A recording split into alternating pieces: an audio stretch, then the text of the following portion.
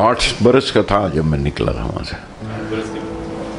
और 78 बरस का था जब गया वापस। 70 साल के बाद if you visit that place and you find that house and you find that street and you find that school, I mean it's an experience, it's an emotional experience. मेरे बाजू में एक तस्वीर लगी है यहाँ, ये तस्वीर है अंगूर फिल्म की।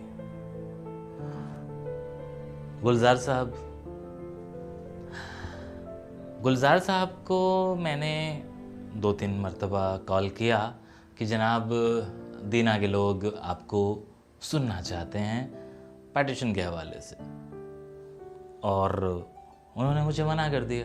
फिर मैंने एक वीडियो बनाया कि भला वो मुझसे बात क्यों करेगा, जिसके दरवाजे पर ख्वाबों ने दस्तक दी हो वो भला मुझसे बात क्यों करेगा। जैसा महसूस करते हो वैसा कहो, और जिसको सुनने के लिए अपार जनसमूह उमड़ पड़ता हो रेख्ता में, वो भला मुझसे बात क्यों करेगा। आप लोगों ने कहा कि आपने अच्छा एक व्यंग मारा है, बताया है उनको। एनीवे वो भी बात आती जाती निकल गई। आज मैं फिर क्यों बात कर रहा हूँ, आज मैं फिर सोशल मीडिया पर जब कुछ और चीज़ें चेक कर रहा था, अचानक से मेरे सामने ये तस्वीर सामने आ जाती है जिसमें वो दीना के रेलवे स्टेशन पर खड़े हैं, और साथ में कौन है, विशाल भारद्वाज, रेखा वाजपेयी, जो कि विशाल की मिसेज हैं। विशाल भाई, विशाल जी, विशाल सर, इन्हें क्या नाम दें, ये तो हरफन मौला हैं। तो ये कब हुआ होगा ऐसा कि ये गुलजार साहब विशाल को लेके पहुंच जाते हैं और दीना के दीदार करवाते हैं, और हम प्यासे रह जाते हैं। विशाल वहाँ झेलम को देख के आते हैं, यहाँ आके झेलम झेलम हो जाता है। आप लोग अगर YouTube पर झेलम विशाल भारद्वाज लिखेंगे तो सामने आपके एक गाना आएगा। झेलम झेलम ढूंढे किनारा, झेलम झेलम ढूंढे किनारा।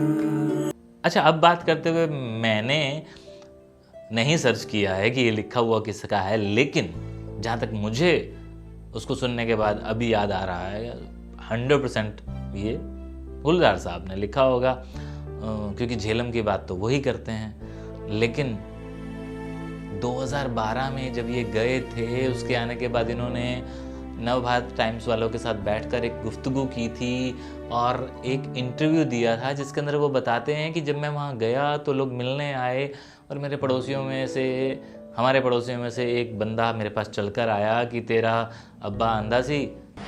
उन्होंने कहा कि वो तेरा पे आंदा सी, 5 रुपये लैंदा सी मेरे को, इत्थे तक किराए दा ले तू, मालक मकान आया 5 रुपये ले जा। तेरा बाप आता था 5 रुपये किराया लेता था यहाँ का मेरा इस घर का, अभी मालिक मकान आया तो ले जा 5 रुपये कुछ।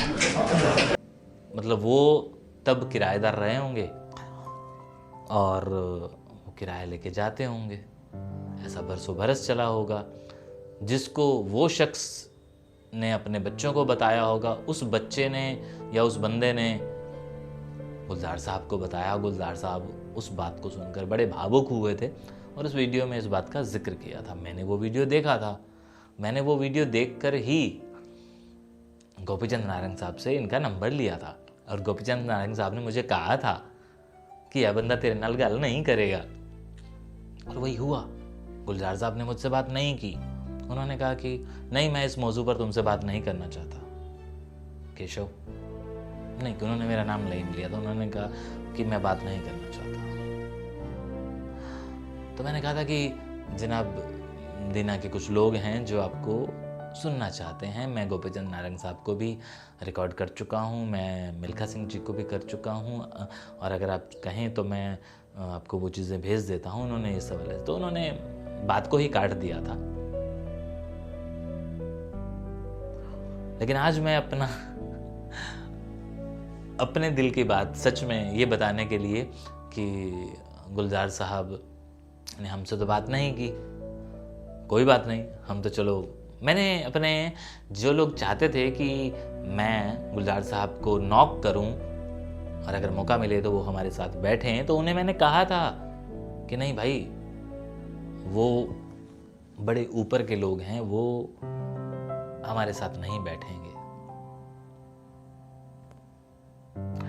लेकिन ये तस्वीर जब जब देखता हूं तो मुझे लगता है कि यार काश ये तस्वीर हमने खींची होती, काश ये तस्वीर का किस्सा गुलजार साहब हमें साथ बैठ के सुनाते। तो हालांकि है तो ये एक्सीडेंटल पिक्स, जिसके अंदर सिर्फ और सिर्फ गुलजार साहब कैमरा देख रहे हैं, रेखा जी की बैक है, विशाल साहब रेखा को देख रहे हैं, कुछ बातें हो रही हैं। जाहिर सी बात है दीना के इस बच्चे की कुछ बातें वो सुन रहे हैं।